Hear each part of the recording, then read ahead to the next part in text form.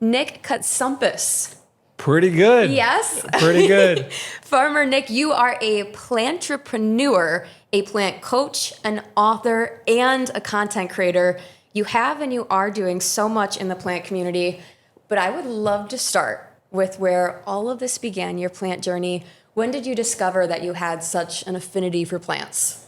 Well, thanks for having me on the pod. Very happy to be thank here. In the greenhouse, no less.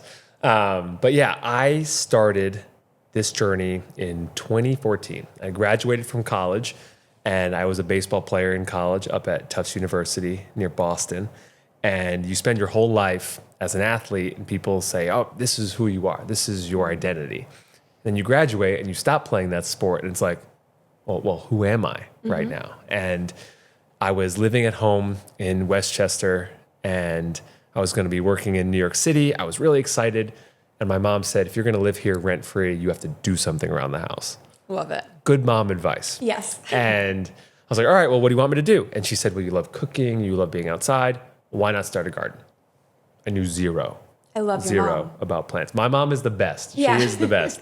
She's the first one to call me Farmer Nick because I went out and I bought a little raised bed and I had some tomatoes and some cucumbers and some zucchini, basically like the gardening starter pack, right? Yes. And I just became obsessed. Like when you literally taste the fruits of your labor, it is just game changing, right? Because that tomato tastes a whole lot different than the one you're getting from the supermarket. Absolutely. So I did that, became obsessed, started growing more and more and more each year. And then I moved to New York City 3 years later. No more garden, 600 square foot apartment. And I was like, oh shoot, what do I do? And so I did the only thing that made sense, and I bought 120 houseplants. Because As that's one what does. that's what rational people do. Yes. And it looked like a jungle in there, and I started sharing some of these pictures on Instagram just to, chronicle my own journey. I had no expectation or desire to be a content creator. And it just started growing from there, and now about 7 years later, like this is my full-time job. So Wow. it's been awesome. So when did you officially start on social media? So the social media started like okay, I'm going to make an intentional, social media account for this. Changed it to Farmer Nick NYC at the Yes. time. That was probably back in 2018, Okay. maybe 2017, and I was working a full-time job, but I started consulting for people. Like, I went to an event and some woman saw my Instagram. She goes, "Oh, how many clients do you have?" And I was like, well, I just have so many clients, but I'm sure I could fit you in somewhere. Yes. And she's like, well, how does it work? I'm like, well, let me take you plant shopping. Let me, assess your space. Let's plant the plants together. Let's do your rooftop garden. Let's do That's your so house plants. cool. And it just started growing. Yeah. And I was having, my full-time job from 9 to 6 or whatever. And then in the evenings, I'd be installing for clients. And in the mornings, I'd be at the flower district at, 6 a.m. buying plants. And it was a grind, but it was very much worth it. What was your full-time job at the time? I was working in client partnerships for a startup called Thrive Global. Ariana Huffington was the founder. It sounds really familiar. Yeah, she's big in the female founder space, Okay. incredible business leader, and we were focused very much on workplace wellness. And it was great, on paper, everything I could have wanted, but it wasn't what was really driving me. Yeah. And I was like, all right, I need to see how I can make this my full time. Wasn't sure how I would do it, but eventually had an opportunity to go to London or the UK for the big flower fight on Netflix, which was super fun, and So ended cool. up quitting my job to go pursue it. Wow. You have so many clips on social media that I was researching you. I wanted to talk about. One of them that really stood out was that you had a vegan bachelor party, which I just did. loved.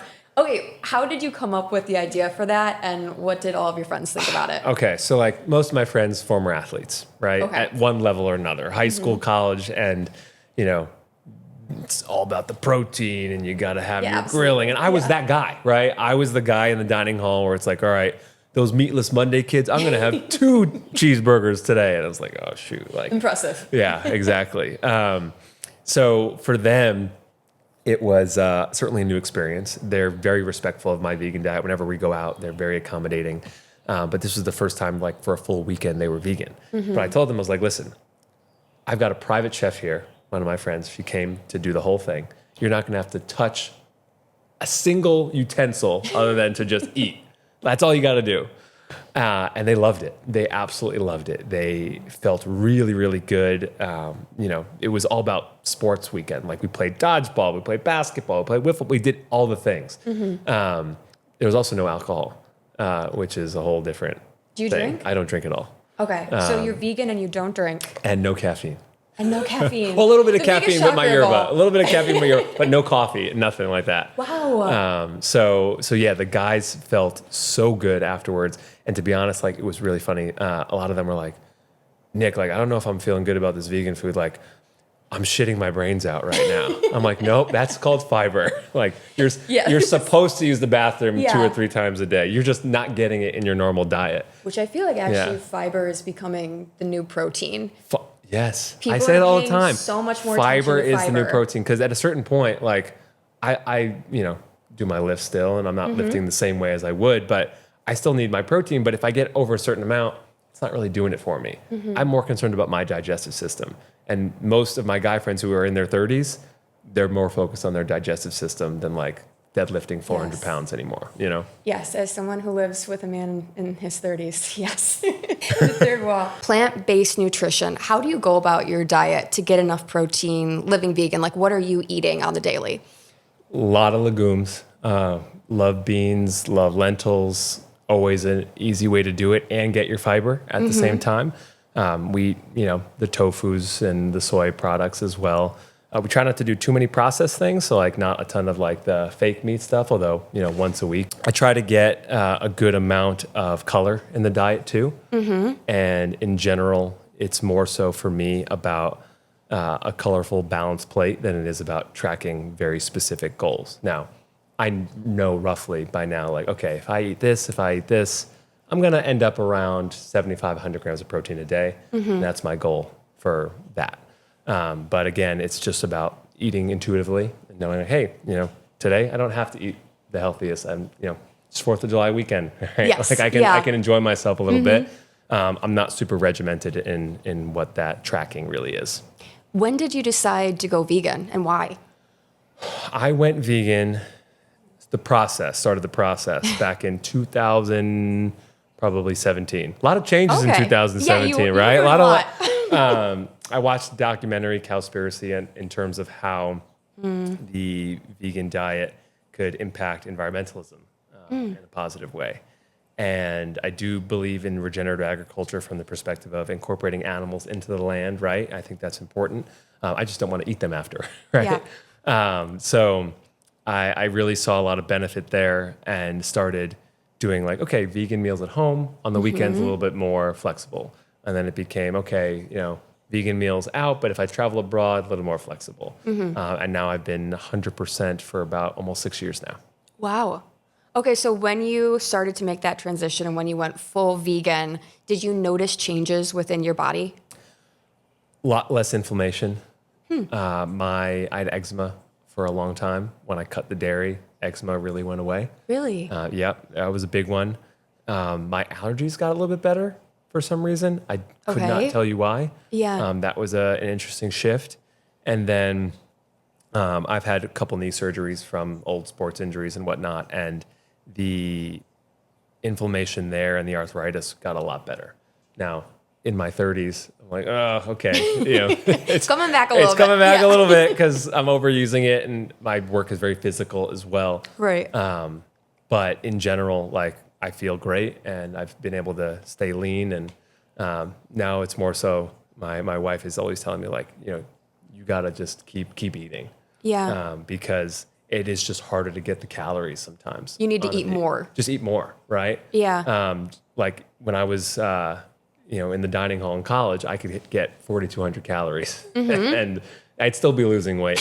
Here it's, I'm not lifting the same way. I'm not as active, so I'm not eating as much. But in the same way, I just want to make sure that I'm hitting all my goals so that I can still maintain enough muscle mass to be functional. I'm not trying to win any weightlifting competitions or anything like that now. Yeah. But it's been a good balance, and she's a former athlete as well. So like she understands that world. For people who are interested in vegan living, maybe they're considering making that switch, what would be some of your top tips for them? Take a cooking class. Honestly, like the most people who are like, oh, tofu sucks. Like, I hate this. It's like, well, can you cook? I don't hate tofu. Yeah, And tofu's I'm great. a carnivore. There you go. I genuinely just, when it's cooked right, like I don't hate it at all. Yeah, it has to be cooked right. Like, I was like, if you cooked chicken breast poorly, you wouldn't like chicken breast, right? Absolutely, And yes. chicken breast can get real dry real fast. Very so, cooking classes are great. If that's not on the agenda for you, then I would just recommend saying, okay, what is that favorite dish that you love? And just make a few swaps. How can you make that bolognese a little different? I make a really good vegan bolognese with like mushrooms, lentils, and it's Love delicious. mushrooms. Mushrooms are great, and they have that umami sensation that really thinks that you think you're having meat, but it's not quite the same. But it feels very meaty when you're using mushrooms.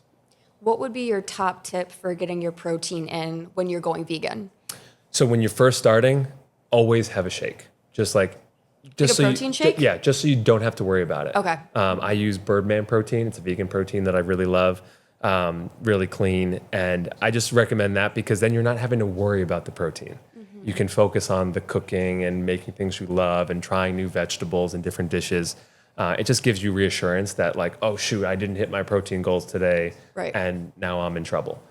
So if you want to start the day, after workout, end the day, whatever it is, having a shake is not the worst thing in the world. I never used to do protein shakes when I was non-vegan, but I feel like as a vegan, it just gives me that confidence. Like, okay, like Yeah. I'm good. I got it. It's so helpful too when you're always on the go. Like I'll do a protein yeah. shake Huge.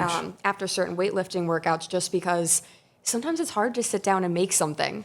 Just stand Yeah. up and make something like in the kitchen. A shake is just an easy way to know that you hit that goal. And when I'm traveling Yeah. and they're like, all right, we made you a vegan dish. And it's like, great. And it's like, a hummus wrap with Yeah. veggies in it. I'm like, okay, that's great. Tastes good. But Yes. like, I need protein just like you need protein. So traveling with a little, tub of protein certainly is a good step.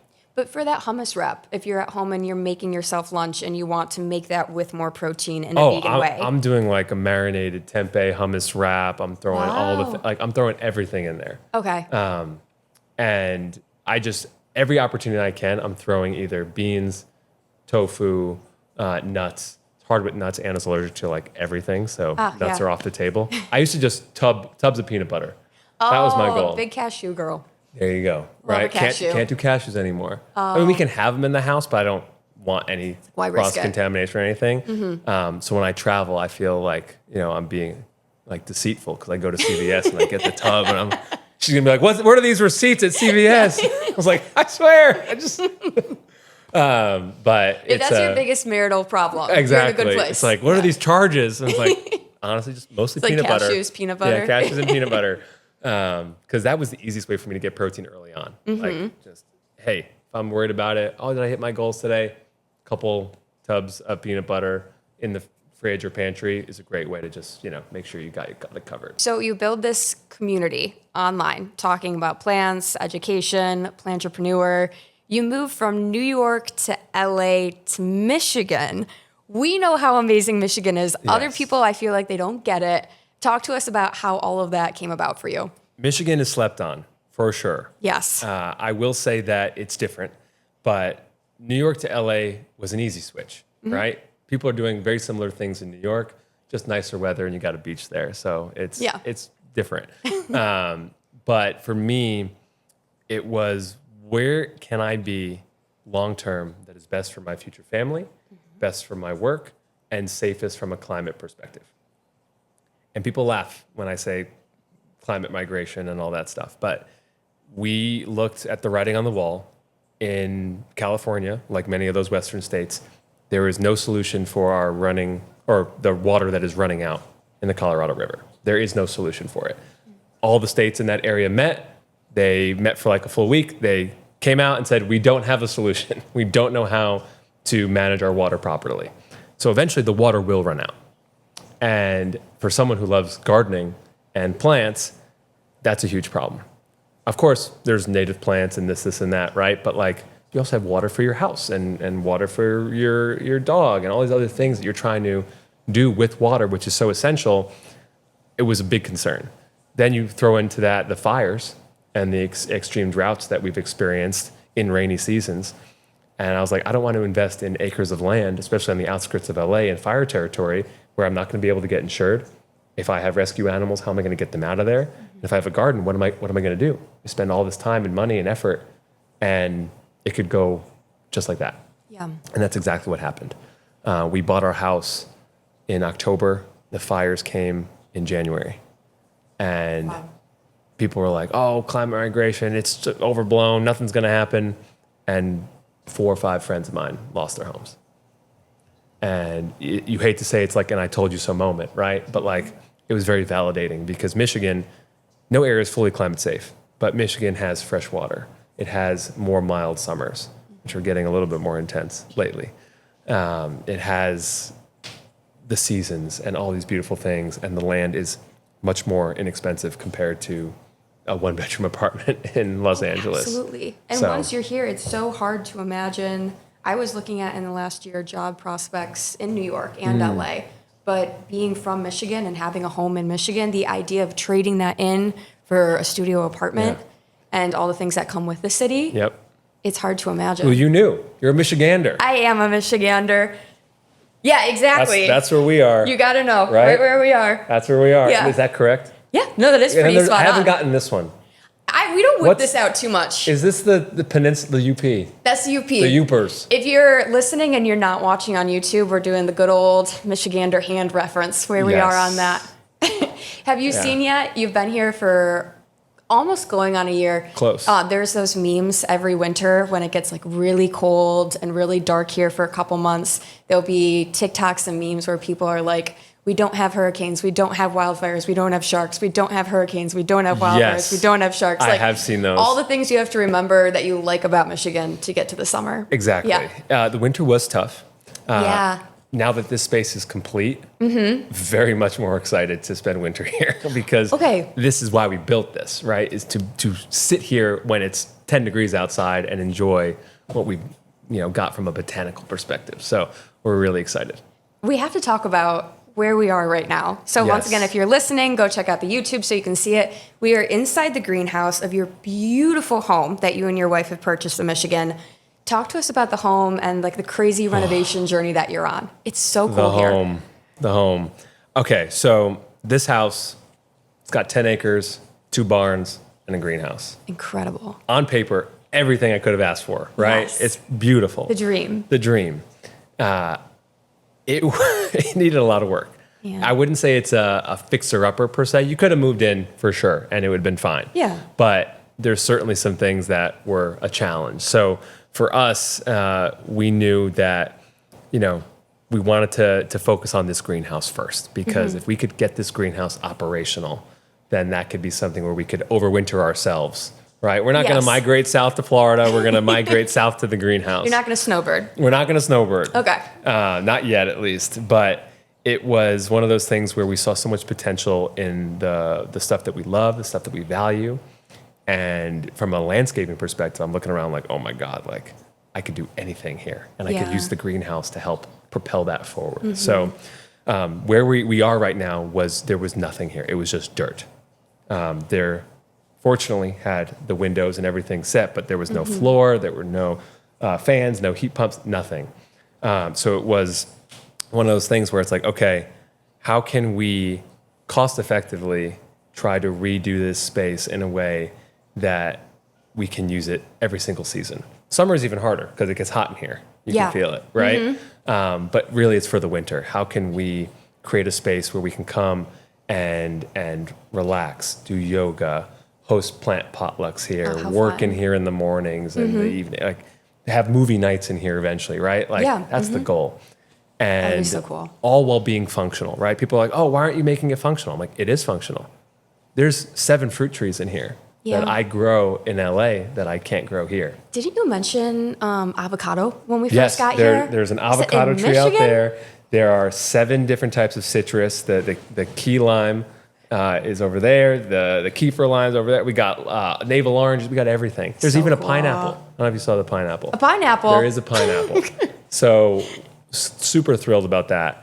But we wanted to be a space that could be both aesthetically beautiful and also producing food, because in the winter we're going to be growing lettuce in here and be able to get greens and things that we want that we can't have outside, right? A lot of my attention right now is in the raised bed garden, but I want this to be a space that we can overwinter certain plants, grow a lot of food, and just have kind of this haven where we can just come and just take a breath and just be present.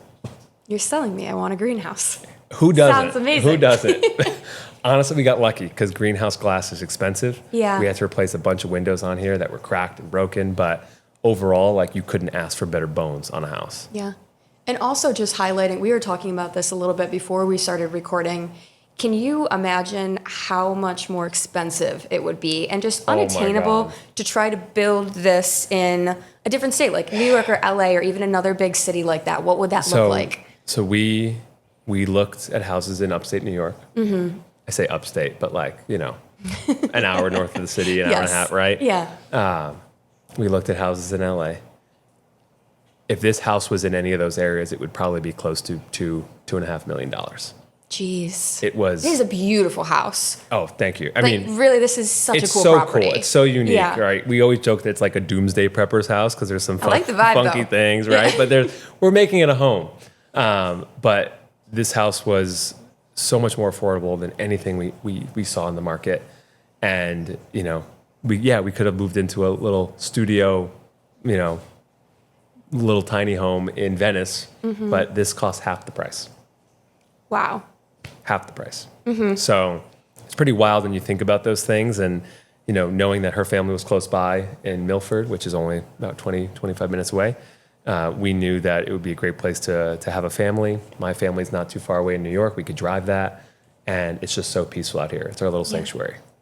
Having moved to Detroit, you know, not being from here, there's such an intense perspective of what Detroit, Metro Detroit, Michigan is like.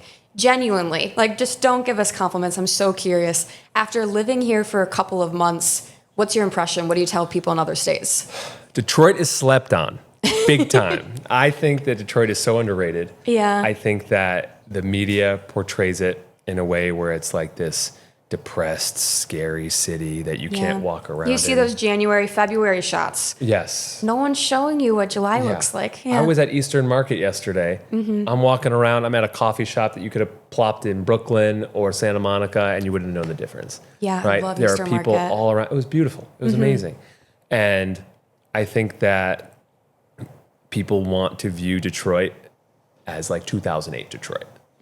And that's not the case. It's coming back, and the people who bring it back are the artists, the creatives, the side hustlers who are trying to build something, right?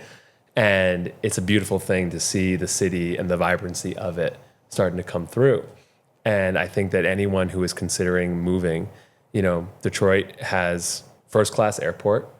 It's got pretty good infrastructure, minus the roads. We'll talk about the roads. I know Gretchen Whitmer's Let's always not talk about the roads. We're not going to talk about the roads. Gretchen's always not. talking about the roads. I'm like, the roads maybe could be a little better. You've been here a few months. You already know. That's what we talk about. Yeah. But in general, it's got phenomenal restaurants, great art scene. The DIA is amazing, right? Like, there's so much cool stuff here that any top tier city has, but you're going to get it at a much more reasonable price. And you're not going to have to worry about some of the climate issues that you'd have to worry about in these other places. Yeah. I mean, even New York. New York is considered subtropical. Really? Subtropical now. There was a really cool study. I think it was Nat Geo that wrote an article about it, about palm trees and pine trees. Okay. Palm trees in the south, right? You know, pine trees in the north.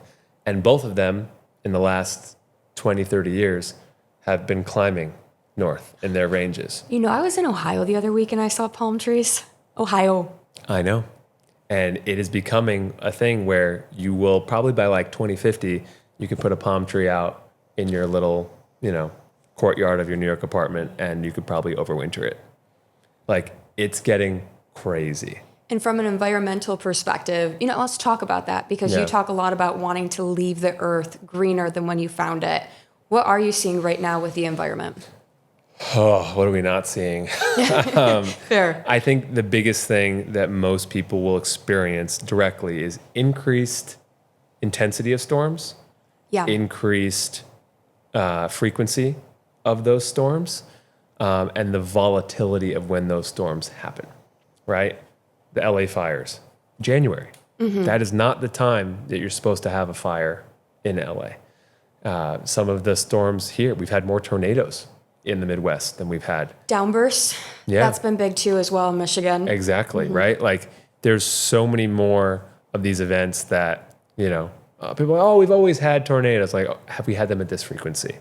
Have we had these intense heat waves and heat domes that have come into play? And for me, there's only so much I can control. I view my environmentalism through the lens of plants. So for me, it's taking out the invasives, planting natives, growing food, trying to be as self-sustaining and building an ecosystem so that when those things affect other people, I'm able to combat it in my own way at my property, right? Yeah. There's only so much I can do. I can't plant a tree and stop a tornado. Yeah. Right? But what I can do is plant a pollinator garden. And I can plant native trees and plants here that benefit the ecosystem. Because when those animals and that wildlife gets displaced, they're looking for somewhere else to go. And I can't tell you the number of lightning bugs I see in my yard at night. Love that. It's I've been beautiful. seeing this week, friends have sent me some social media people talking about the lightning bugs and how those are going to disappear in our lifetime. That's what they're saying. What's your take on that?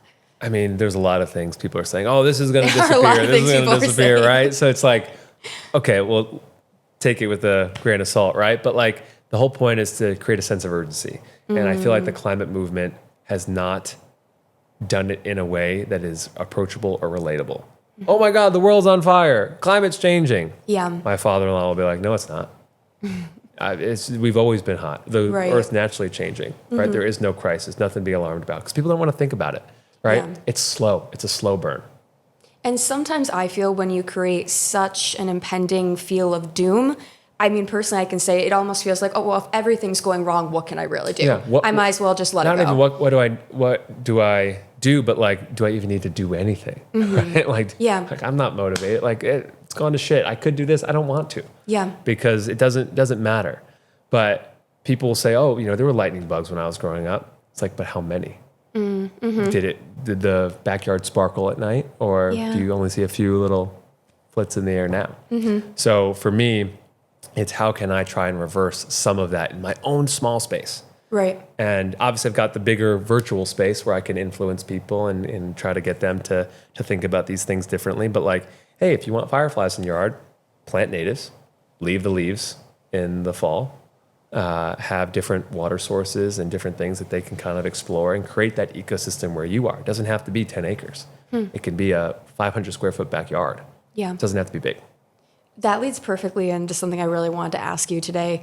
What are some little tangible things that we can all do this week to be better to our environment and to make a difference in your own life? Compost your food scraps. I should get on that. So here's the thing. And I'm not saying you should do this. I'm saying it's a possibility. If you don't want to compost and you have a yard, just bury the stuff in the ground. Bury what? What is that? Like, how do you do that? So like, let's say we have watermelon, right? Cut up my watermelon rind. What am I going to do with it? If I throw that in the, normal trash, Yes. ends up in a landfill and will take years to decompose. Really? A Literal watermelon? years. And that's a thick rind. A head of lettuce, like any of these lettuces here, Yeah. could take up to 20 years to decompose in a landfill because it's anaerobic, right? It's buried. There's no oxygen. There's no one turning it. There's no beneficial microbes and earth in there that's eating it up. But if you just throw it outside, I mean, I'm not saying you should drive by a park and roll down the window and chuck it, but Neighbors like, are going to hate us. you could. You could, right? Because you just don't want it to end up there. Yes. If I throw that watermelon rind, which I do in my yard, I just throw it in the woods. Throw it in the woods. Okay, so for those of us who don't have woods, Yeah. this is composting, correct? I'm getting that verbiage correct? Yeah, so that is lazy composting. Real composting would be like taking your food scraps, putting it in a pile, and then mixing it with what's called brown waste, right? So that's a Okay. yard waste. So you got your brown and your green. Green is your more food scraps. Brown is going to be like your twigs, leaves, grass clippings, all those things. You mix those together. Throw a little, if you have chickens or something, people put chicken Please. manure, all that stuff, right? Yes. You don't have to do that, right? And you just mix that up. Mix that up. And then all of a sudden it's going to break down over time. And you do that like in the corner of your backyard? Yes, exactly. How does that smell? Not bad. Not Because bad. when you have the proper ratios, more browns than green, right? Usually I go like 60-40, maybe 70-30. When you have the proper ratio, it doesn't smell bad. Actually smells good. It smells earthy because it's breaking down. If you had just food scraps out there, horrible. Smell terrible. But you want that mix so that it starts to breathe a little bit. Hit it with some water if it gets dry, stir it up, turn it. They call turning your compost with a pitchfork or something like that. Oh, I'm into it. It's great. Do you have videos teaching people about how they can get started with that? I think people would love that. You know, I didn't have my own compost system in LA because I was renting. Yeah. I can't go to the landlord like, hey, can I put this giant thing of compost here where all the rats are? Yeah.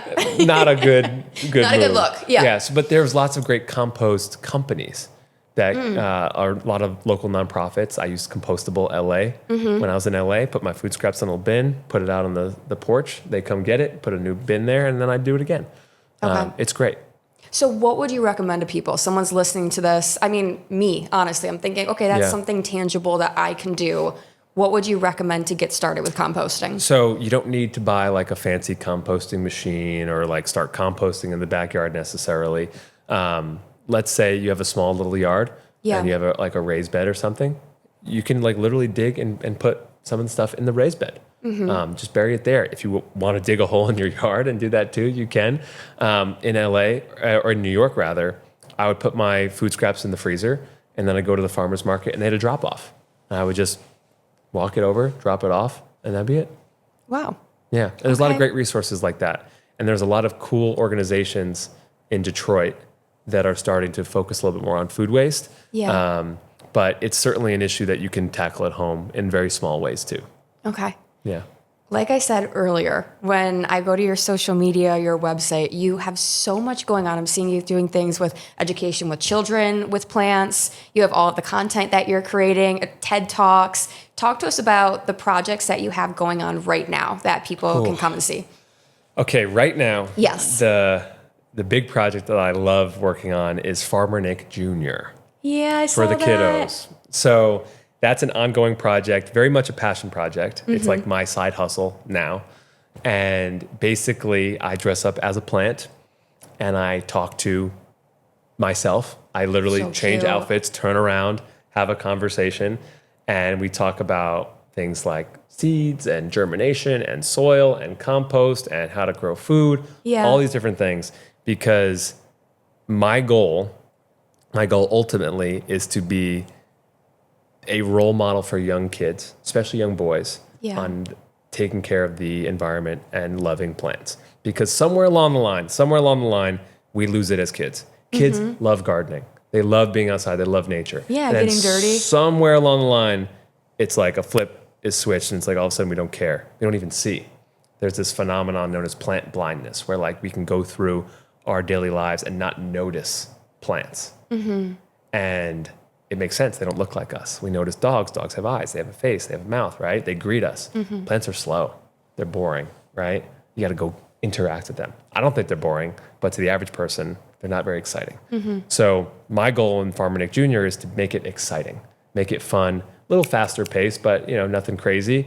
And I think it's especially important for young boys to realize that like, hey, you can be masculine and love sports and rough housing and this and that and still care about the planet And still care about the earth. exactly because I think that and I know that gardening and flowers, plants, all this stuff is predominantly women and the LGBTQ community.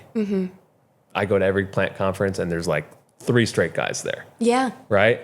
No, And once you say that, it stands out. Oh, for sure. Because I don't know what in the ethos of our, society does this, but like gardening gets labeled as like, oh, that's a nurturing thing. That's a soft skill. That's something that women do. God forbid a man be nurturing. God forbid a man be nurturing, right? But I think it's so important because my role models growing up were Steve Irwin and Michael Jordan.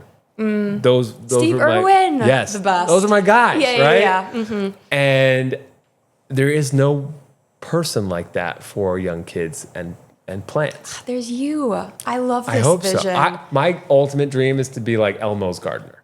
I want a garden on Sesame Street, and I want Elmo to come up and be like, "Hey, Farmer Nick, what are you growing?" And I'm We're like, manifesting this for This is you. what we're manifesting, right? Yes. So this show is a test case of that, right? Cool. We'll have 15 episodes by September. We have 10 out right now on YouTube, and Okay. we've just filmed the other 5. And the goal is basically to just educate in a fun way, Yeah. where the kids don't realize that they're learning, but it's still engaging and different projects they can also do at home. I was going to say, I want to send this to our nephews specifically you because go. I really think they love to learn How old too. are I they? think they'd love this. We have a couple of different ones. They all span between 5 and 12. Perfect. So can they watch it on YouTube? People watching, Yeah. they want to show their kids. Where do they find it? It's on YouTube. Just Okay. search Farmer Nick Jr. There's 10 episodes there now. And then we'll release the next 5 in September timeframe, right in time for school. Because a lot of teachers want it too. And we have a workbook that we develop so the kids can do different projects and coloring and different science experiments all at the comfort of their own home. So That's fantastic. Yeah. Okay, before we let you go, Farmer Nick Jr., which I'm already the biggest fan of. I can't wait to look that up. Any other projects you have going on right now, work that you want people to know about, pimp yourself out? So we're starting to create an adult YouTube page Yeah. for the home renovation, right? Yes. So we really would love to showcase how we've done some of these things. We filmed a lot already, but like editing, oh my gosh. No. You know. Editing is so time consuming. The worst. Yeah. The worst. And like, you get in the zone doing something you love, and oh shit, I forgot to film Yeah, that and I on look my up. camera Yeah. versus the phone and this and that. It's just like, terrible. But definitely want to share more about how we're turning this homestead around. People are going to love that. Yeah, I think this is going to be great because I walk outside and there's 20 projects I could do tomorrow. And that's the problem. I have some gardening ADHD. Yes, I can relate. So, Yeah. Home renovation ADHD, very similar, right? Like, Yeah. It's hard to stay focused, but like that will be coming at some point. Okay. And don't you guys want to get animals on the property as well? Yeah. What animals? Ducks. I really want ducks. Yeah, I want chickens so bad. Yeah, chickens are a little less hardy than ducks. Really? I will say ducks can get down to like 15 degrees. I think minus 15 degrees. Like they're didn't know sturdy. that. Chickens need like a heater. What are you using the ducks for? Nothing. Oh, just fun. Just for fun. Excuse me. I don't need to use them for anything. Although I will say they're great for pests in the garden. Like they'll eat slugs and different things like that. I just want to wake up and see like a horde of ducks running towards me. I have a girl I follow Yeah. on Instagram, and she just films the ducklings in her kitchen sink. It's just different videos Yes. of them. Do you With know? little flower petals and stuff, and they like I put follow the peas just in for and they're like, Yes. it's amazing. It could be the same video every time. I would Yeah, it like and doesn't share matter. it. I love It's it. so good. Yeah. I want ducks. Okay. I want donkeys. So fun. You scratch their ears Yeah. on the inside, and they're like, they freak out. Want some donkeys for sure. Okay. And then I would love cows, but I don't think our land is flat enough for cows. We have a lot of woods. They need a lot of acreage for that. So we'll probably start with the ducks and the Ducks and donkeys donkeys. maybe some goats. Ducks, donkeys, and goats. Goats are good for land clearing. Yeah. They Would eat you everything. Would you milk them at all? Nope. Okay. Well, you're you vegan. won't need to milk them if they're not pregnant. Really? Yeah. Okay. Good to Well, know. so here's the thing. Yeah. Most people don't realize that, cows just don't produce milk all year long. I didn't know. Oh, I have heard about that. And chickens Yeah. don't lay eggs year long. Well, chickens will, because that's just like the I equivalent thought of like you had to in Michigan trick them with some solar light or well, something. there's heat Okay, aspects yes. of it, right? But they'll lay eggs no matter what in general. But cows won't produce milk unless they're pregnant. Yeah. So Interesting. when you get into the world of dairy, it's like scary. Yeah. Because you're like, oh, how are they getting pregnant? And you're like, oh. We have an episode coming up where we're going to go to a farm that does a herd share and talk about ethical dairy, ethical meat, because I'm really passionate about that. Yes. Wow, you have so much going on. A lot Maybe we going can on. come back out when you guys have your animals and everything. We'll do an update on Farmer Nick Jr. Come back in a year. There's going to be 1,000 more plants in here. It's going to look a whole lot different. But yeah, it's we're on a journey. So cool. We're here Thank you for it. having us over. Oh, thanks for being here. Yeah, thank you for coming on Water Your Garden. Farmer Nick, make sure you follow him. Farmer Nick Jr. specifically. Love it. Thank you so much. Thanks.